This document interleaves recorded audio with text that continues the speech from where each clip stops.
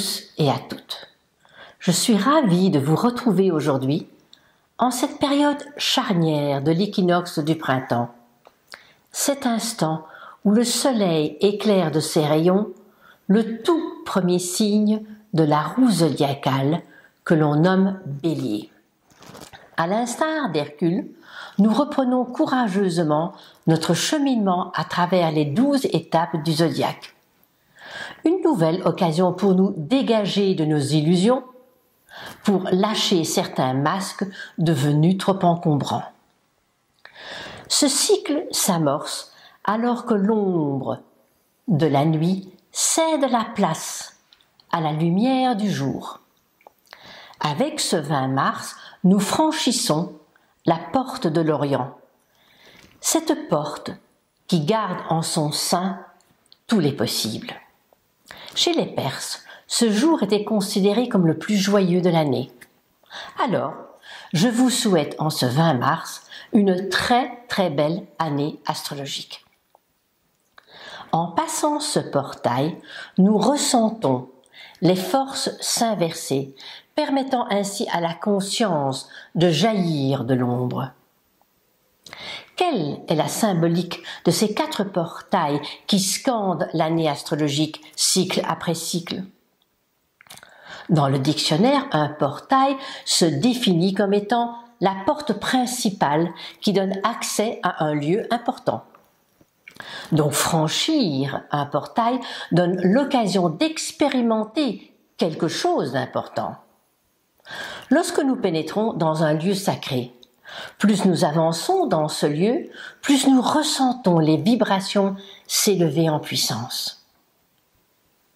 Le Bélier, le premier signe de la route zodiacale, initie le cycle de la manifestation à l'instar de la plus ancienne des initiations, l'incarnation. Incarnation qui n'est autre que notre chemin personnel vers l'unité.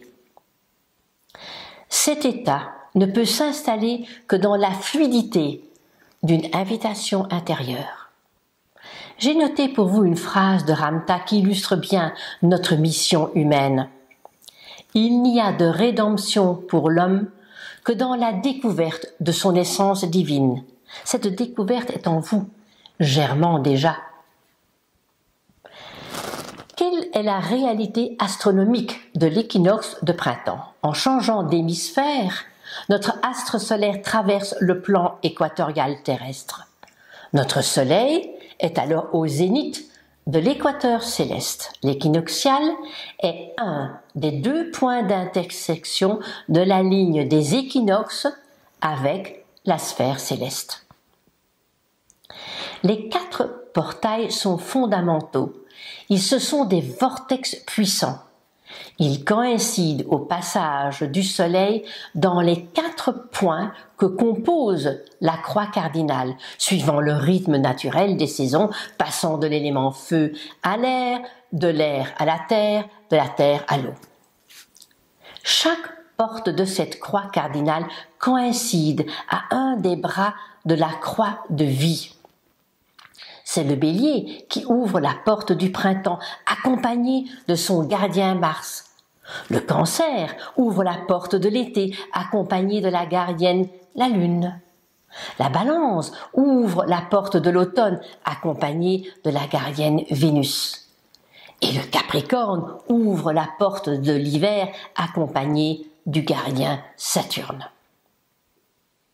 Les 2 équinoxes forment l'axe horizontal de la croix.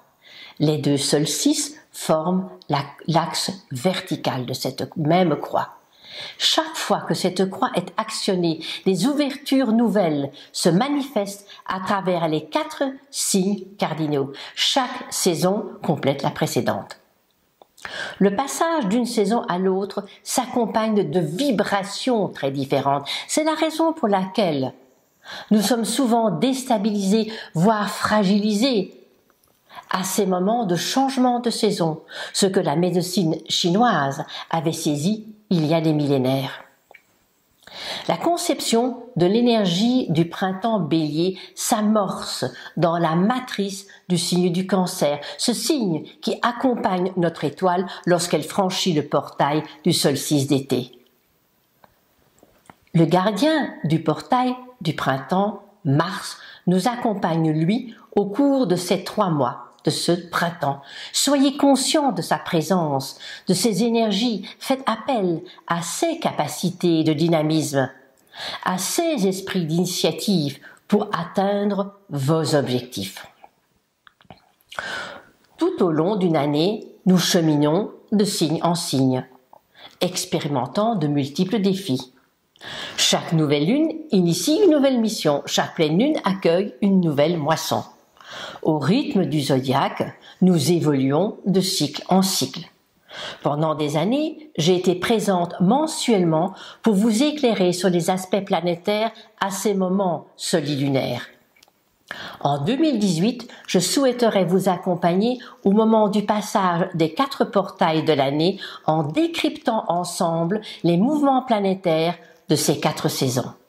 Dans mes chroniques du Céleste du lundi, je communique avec plus de détails les influences astrales de la semaine en question. Ces chroniques se trouvent sur mon site, sur Facebook ou encore si vous êtes abonné, vous les recevrez par courriel. L'origine des traditions des fêtes religieuses est la plupart du temps calquée sur le rythme solilunaire. Pendant des siècles, nous fêtions la nouvelle année le 25 mars, en conformité avec l'édit de Reims en 1564. Charles IX changea cette date pour la déplacer au 1er janvier. Bien des habitudes ancestrales gauloises furent remises en cause à ce moment-là, comme la fête du 1er avril, où l'on s'offrait des présents pour marquer l'année nouvelle, qui s'était mise en place au moment du passage de l'équinoxe du printemps. Après le changement de date, les Gaulois se livrèrent à de joyeuses plaisanteries qui consistaient à offrir des paquets vides au moment du 1er avril. Mais alors, pourquoi le poisson d'avril? Comme le soleil enclenche son nouveau périple dans le Bélier, les Gaulois, pour souligner l'incohérence du déplacement du début de l'année en janvier, faisaient allusion au symbole des poissons, signe précédent, en guise de cadeau. L'année 2017, donc l'année dernière, s'initiait au 20 mars dernier avec un aspect Saturne-Lune au carré décroissant de ce soleil à 0 degré du Bélier, annonçant pour l'année astrologique des événements émotionnels en lien avec des ou nos histoires passées, familiales, karmiques, qui allaient nous obliger à réorienter notre vie en nous appuyant sur des valeurs plus essentielles, en arrêtant de retenir ce qui n'était plus nécessaire à notre évolution. Une année 2017 d'épuration des mémoires passées. D'ailleurs, l'arcane en lien avec ce 20 mars 2017 était le diable, qui nous incite à couper avec nos enfermements et nos enchaînements. Comment allons-nous faire pour émerger ou faire émerger cette conscience au cours de l'année 2018? Une année qui se manifeste à travers l'arcane 16, Maison Dieu, c'est-à-dire accueillir l'énergie en conscience tout en acceptant de briser les carcans des croyances limitantes passées. Avec l'ingresse de ce 20 mars 2018, nous observons un soleil dans sa phase nouvelle lune. La nouvelle lune était le 17. Conjoint à Chiron en Poisson, au carré exact partil de Mars, carré à Saturne en Capricorne, ce qui va augmenter la tension comme la densité de cette croix cardinale. Chiron est encore à 29 degrés du Poisson, donc un degré très critique, très puissant, qui indique que nous arrivons au bout du travail de guérison en lien avec la sphère spirituelle Poisson. L'année 2018 sera une année de grands changements, d'idées novatrices, d'attirance vers des choses plus en adéquation avec ce que nous sommes réellement, afin de nous sentir plus en unité avec le tout. En résumé, en 2018, une année où nous serons portés à ressentir la gratitude. Contrairement à 2017, grâce aux configurations lunaires de 2018, nous serons soutenus par une bonne solidité et stimulation émotionnelle, ce qui n'était donc pas le cas avec l'année 20 mars 17 à 20 mars 18. À quoi devrons-nous nous attendre au cours de cette année et quels seraient les conseils judicieux à retenir? Laisser les eaux usées s'écouler. Regarder devant nous vers le futur. Avoir plus de compassion pour nous-mêmes. Adopter un rythme plus relax. Mettre de l'amour et de la gratitude dans tous les endroits, dans tous les recoins de notre vie. Avec cet équinoxe de printemps, lâcher prise d'ailleurs d'abord à 2017 et à tout son cortège, comme je l'ai déjà dit, de frustration, d'abandon, de difficultés, de crise. Avec 2018, nous devons être plus honnêtes avec nous-mêmes, déceler ce qui est essentiel, ce qui semble crucial, ce qui semble élémentaire, avec ce qu'il y a de plus profond à nous-mêmes, avec notre âme, si on pourrait dire. Au moment du solstice d'hiver passé, donc, Saturne était en conjonction avec le Soleil et la Licorne et retrouvait son domicile Capricorne qu'il avait délaissé. Enfin, il n'était plus rentré en Capricorne depuis 1988. La mission du Seigneur du temps, Saturne, le Seigneur du karma, nous demande de réaliser un travail de structure, de responsabilité, de construction, surtout pour les natifs du premier décan de la croix cardinale. Saturne va rester en Capricorne jusqu'à la fin 2020, où il rejoindra après 20 ans Jupiter. L'impact de Chiron sera essentiel cette année 2018. Ce centaure appelle à la mutation de ce que nous sommes, grâce à l'alliage de l'homme et de l'ange en nous. Pourquoi? Tout d'abord, parce qu'il est conjoint au Soleil au moment même de l'équinoxe, qu'il changera de signe le 17 avril prochain au moment de la première nouvelle lune de l'année astrologique. Il passera 8 ans dans le signe du Bélier, au cours de ces années où nous serons donc confrontés à réviser notre énergie yang, la manière dont nous la vivons, la manière dont nous la subissons.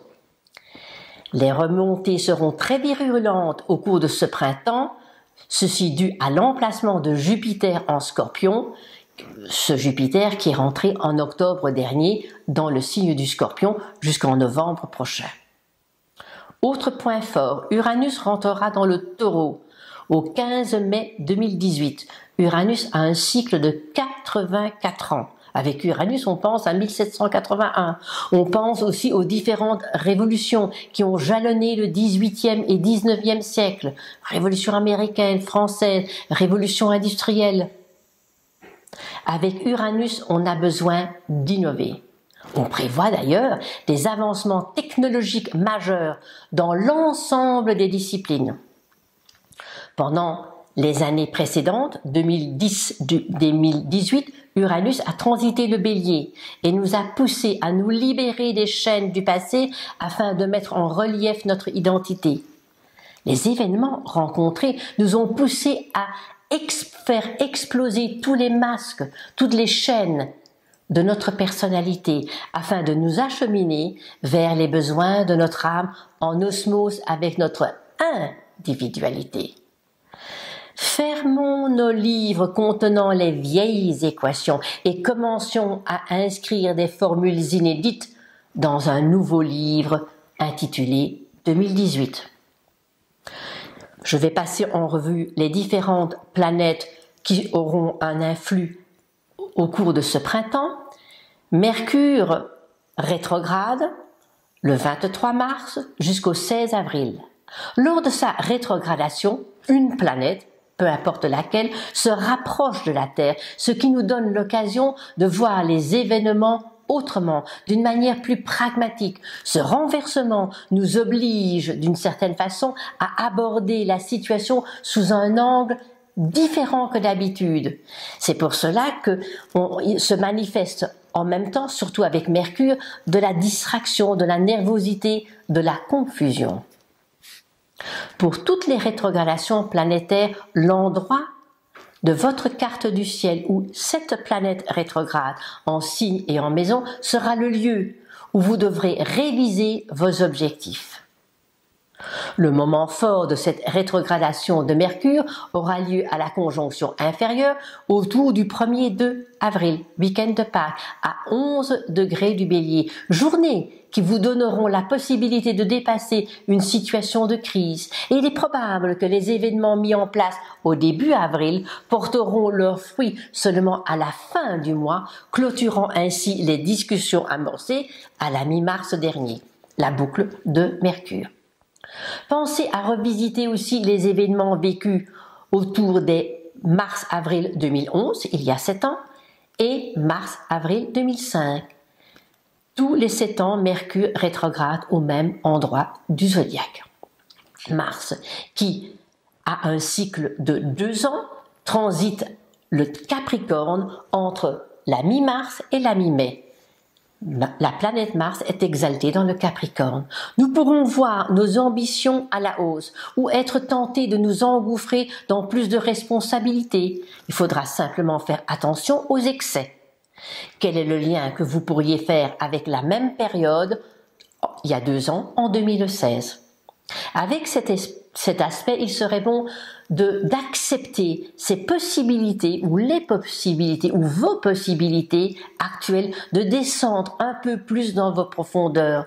Surtout que la planète Mars va rencontrer Saturne, les lunes noires et Pluton au cours de son transit dans le signe du Capricorne.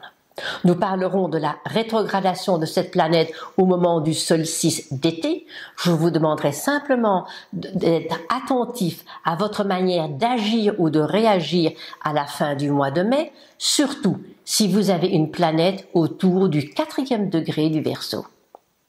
Vénus transitera les signes entre le 15 degré Bélier et le 15 degré Cancer. Plus de détails dans mes chroniques du lundi. Jupiter a entamé sa rétrogradation le 9 mars à 23 degrés 13 du Scorpion et deviendra direct le 9 juillet à 13 degrés 21 du Scorpion, donc 10 degrés. Regardez dans votre tête où est-ce que ça se place, dans quel, on va dire, dans le signe du Scorpion, mais dans quelle maison et avec quel aspect. Jupiter rétrograde aide à purifier les excès de tout genre. Dans le Scorpion, évidemment Jupiter dans le Scorpion n'est pas Jupiter dans la Balance, révision des excès de manipulation, finance, sexualité. Et nous avons déjà eu un échantillon avec certaines personnes qui ont été mis en relief depuis que Jupiter est rentré dans le signe du Scorpion.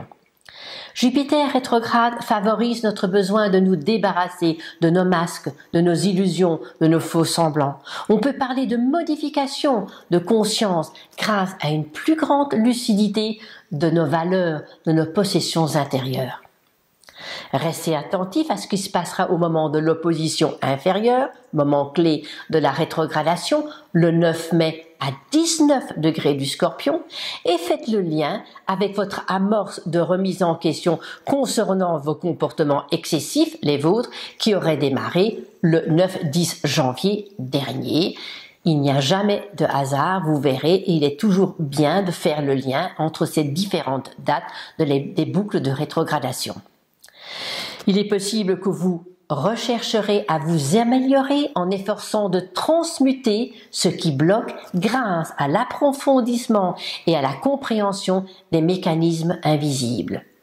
Jupiter rétrograde, avec ce Jupiter rétrograde, on peut facilement allier opportunisme et ingéniosité.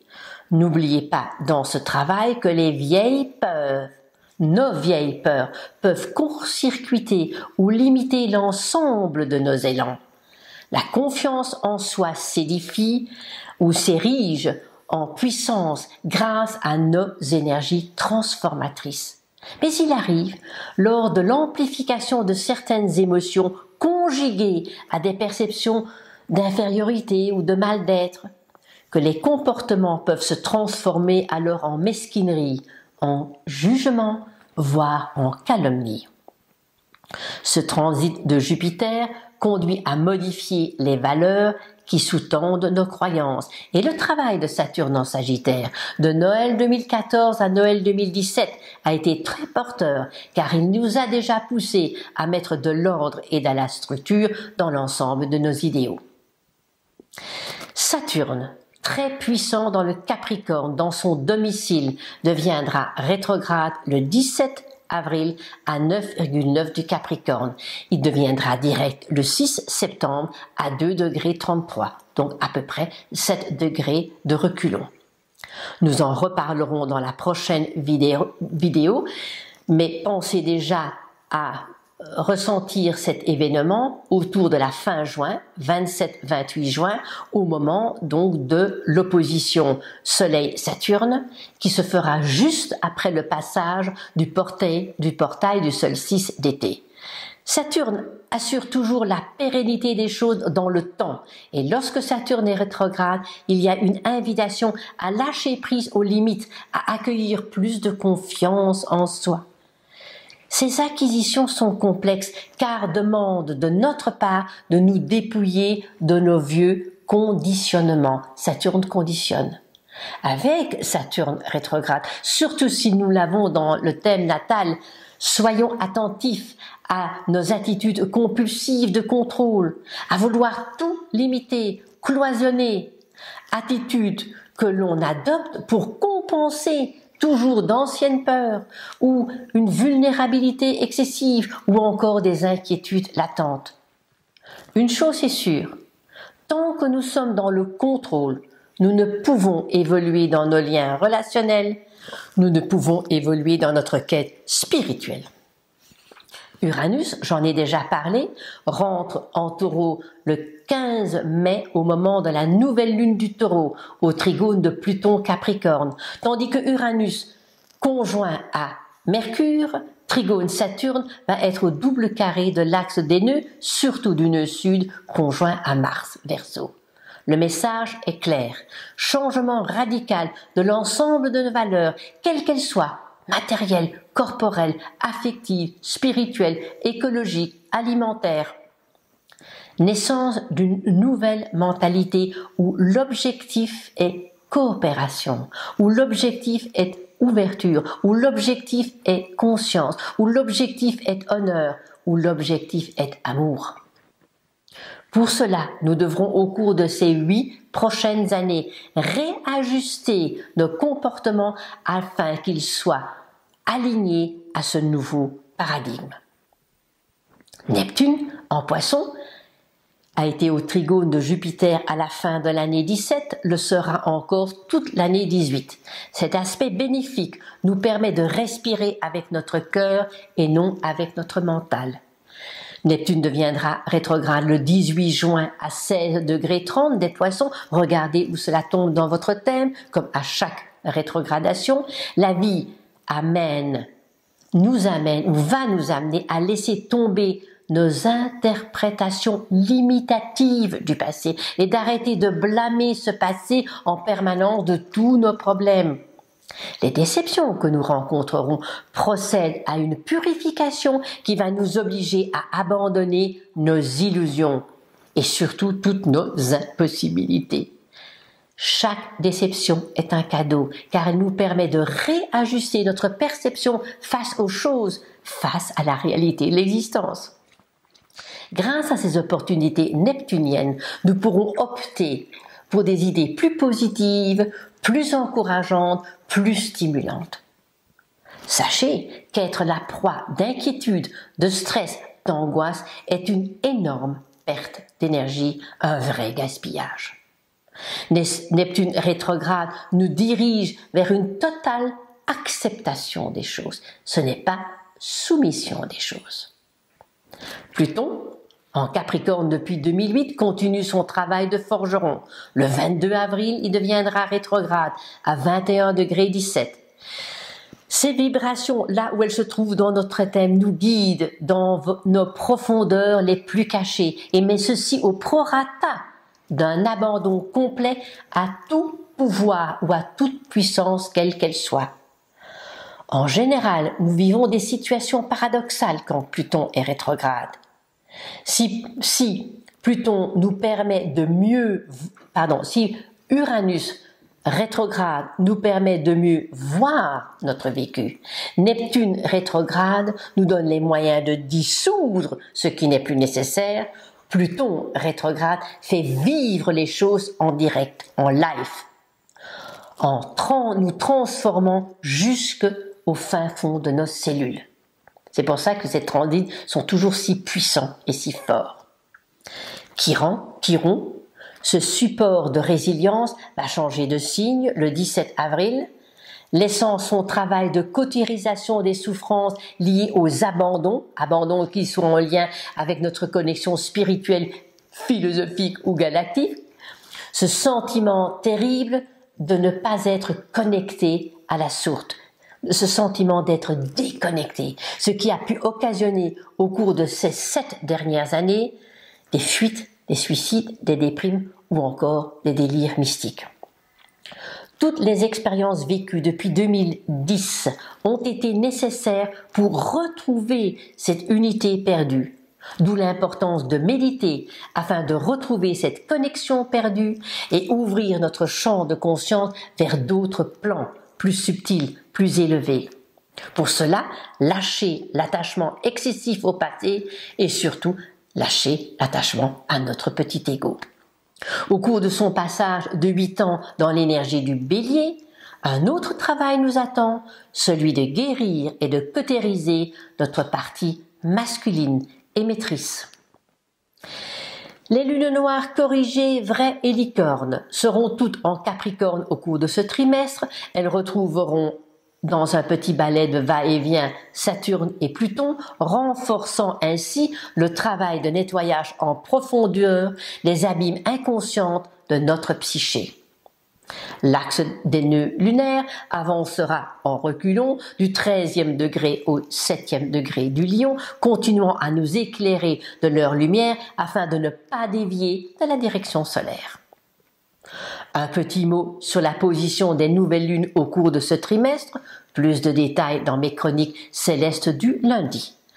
La nouvelle lune du 16 avril à 27 degrés du Bélier en conjonction avec Uranus mais au carré de Pluton, aspect opposé de la nouvelle lune du 17 janvier 2018. Ici, les énergies uraniennes seront à l'honneur. Soyez tout de même attentifs à ne pas prendre des décisions trop hâtives, sans réflexion, afin de ne pas vous engouffrer dans une ou des mauvaises directions. La pleine lune aura lieu le 30 avril, dans l'axe Scorpion-Taureau, se fera au carré exact des nœuds, avec cette pleine lune du Vésac.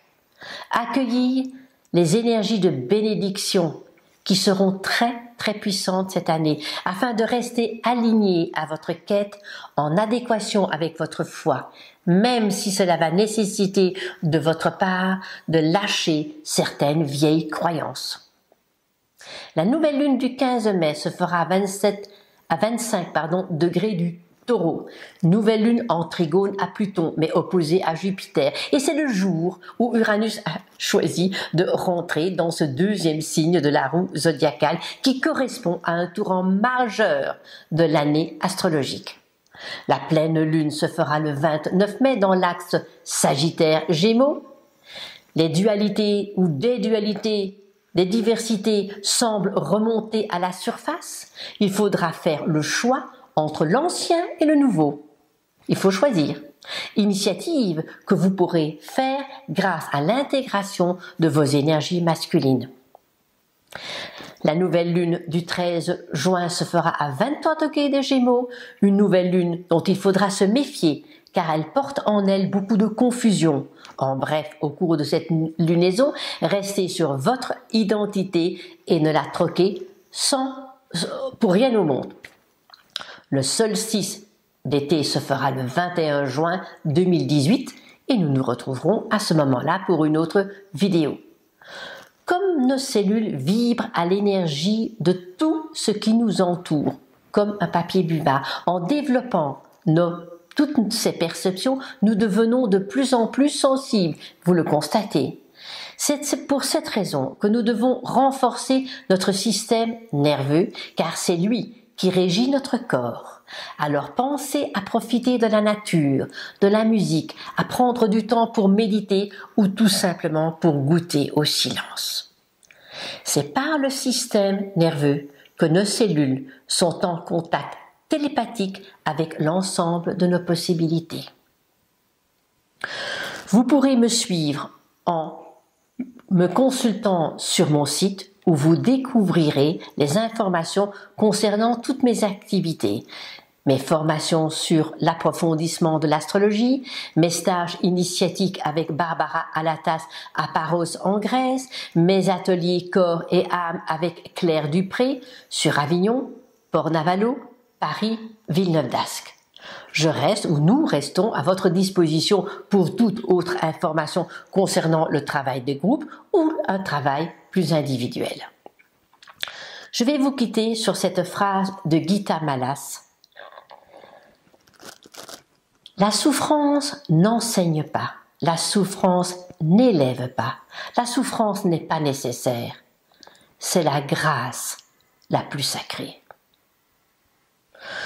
Je vous remercie pour votre attention et vous souhaite un très bon printemps. Je vous retrouverai donc avec plaisir au moment où notre soleil sera au zénith, lorsqu'il franchira le portail du solstice d'été, avec toute ma gratitude et toute mon affection.